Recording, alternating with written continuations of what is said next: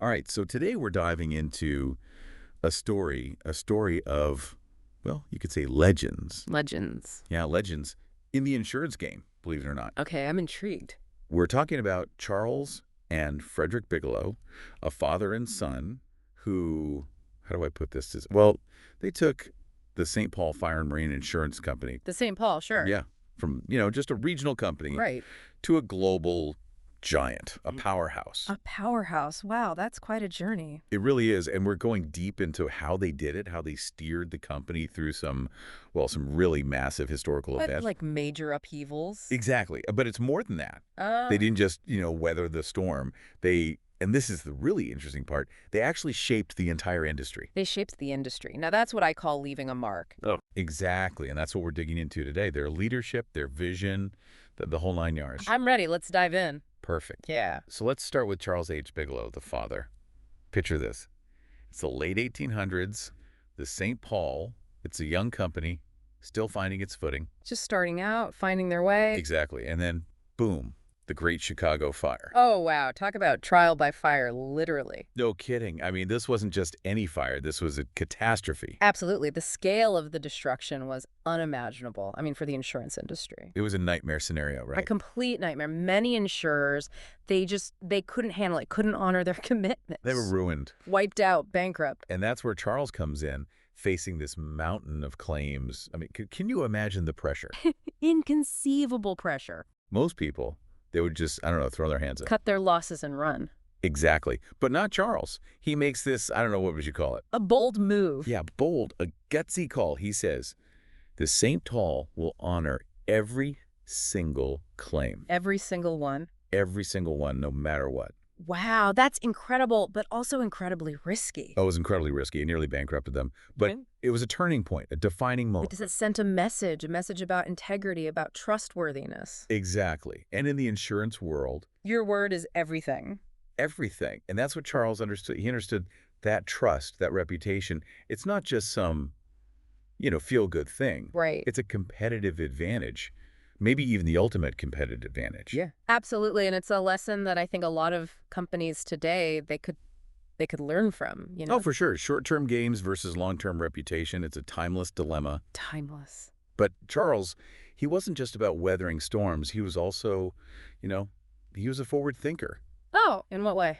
Well, for example, he introduced things like cyclone insurance, hail insurance, which back then, that was unheard of. Really? That's fascinating. So he was looking ahead, seeing the need for new types of coverage. He was. He recognized that as, society changes, the needs of people change, insurance has to adapt. Had to evolve with the times. Exactly. That's a hallmark of a true leader, isn't it? Absolutely. Someone who can anticipate, adapt, and lead the way. And that's Charles H. Bigelow in a nutshell. But of course, the story doesn't end there.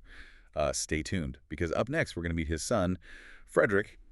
And, well, let's just say he inherited his father's knack for navigating the unexpected. Oh, I can't wait to hear about this Frederick. He sounds like quite the character. So Frederick steps in, takes the reins of this now national insurance powerhouse. I mean, talk about big shoes to fill, right? Oh, absolutely. But it's not just that, right? What do you mean? It's the timing. It's almost uncanny. Oh, you mean how he takes over just as the world decides to, well, Throw everything at him. pretty much world wars, economic turmoil, you name it. Unprecedented change. But here's the thing. Yeah. Frederick, he doesn't just, try to maintain the status quo. He's got this almost uncanny ability to adapt, to Anticipate what? the future, how these global events, how they're going to reshape everything, including the insurance game.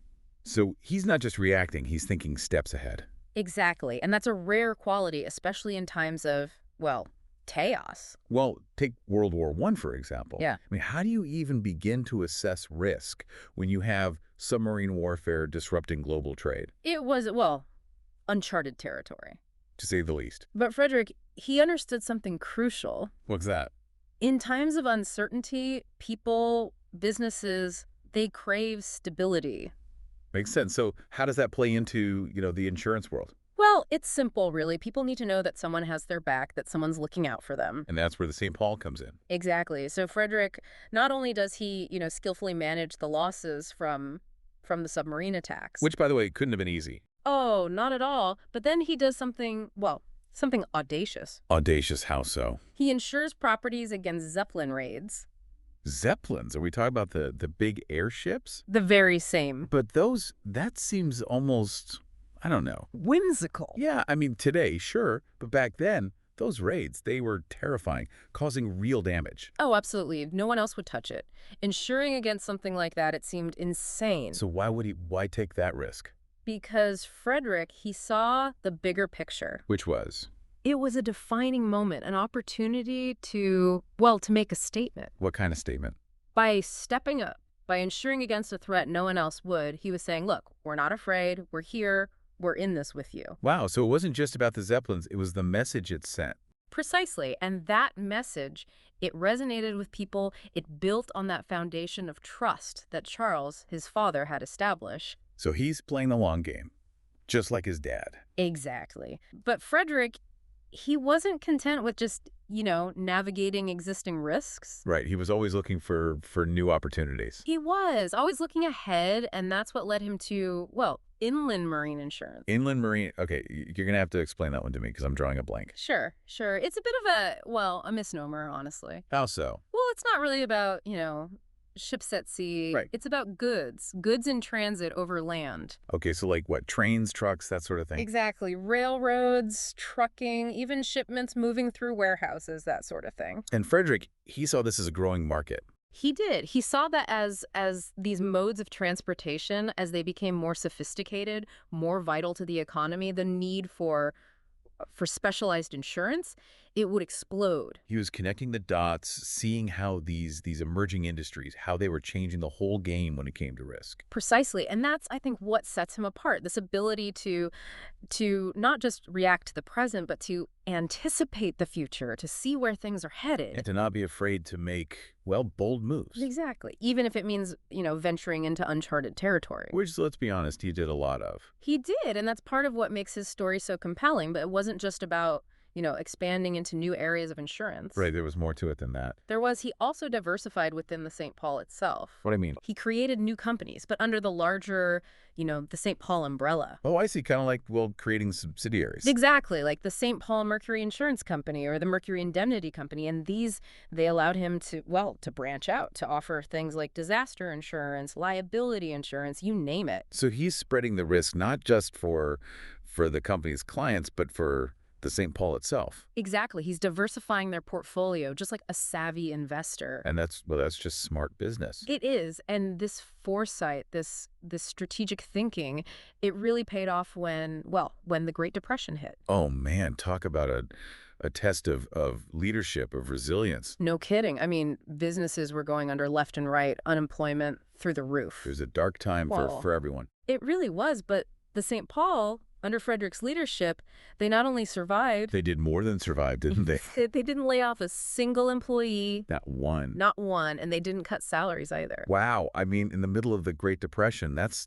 almost unheard of. It was practically a miracle, and it speaks volumes about Frederick's character, about his values. It really does. He could have easily taken the easy way out, but he didn't. He didn't. He chose to stand by his employees, to share the burden. And that says a lot about the kind of leader he was. It does. It shows a level of empathy, of loyalty that's, it's rare, especially in the cutthroat world of business. It's really incredible, to think about how he managed to balance it all. The tough decisions, the strategic thinking, but never losing sight of the human element. Exactly. And it wasn't just about the bottom line for Frederick, was it? He was deeply involved in his community as well. He was. He believed in giving back, and, so did his father, Charles. Oh, yeah. How so? Well, they both understood that a company, it's not an island, it's part of a larger community, and its success is intertwined with the well-being of that community. It's that whole idea of a rising tide lifts all boats. Exactly. And Frederick, he really put that belief into action. Well, you mentioned earlier that he was a big supporter of education. Oh, he was a huge advocate for education, believed it was the key to a brighter future for everyone. And he wasn't just, talking the talk. He was walking the walk. Oh, absolutely. He was instrumental in establishing the St. Paul Community Chest. Which, for those who don't know, later became the United Way, right? That's right. And that organization has done so much good over the years, supporting all sorts of important causes. It really is amazing when you think about it. These weren't just, titans of industry. They were people who understood the bigger picture. They understood their role in the world, their responsibility to give back. It makes their achievements all the more impressive, doesn't it? It does. It shows a depth of character, a commitment to something larger than themselves. It's inspiring, really.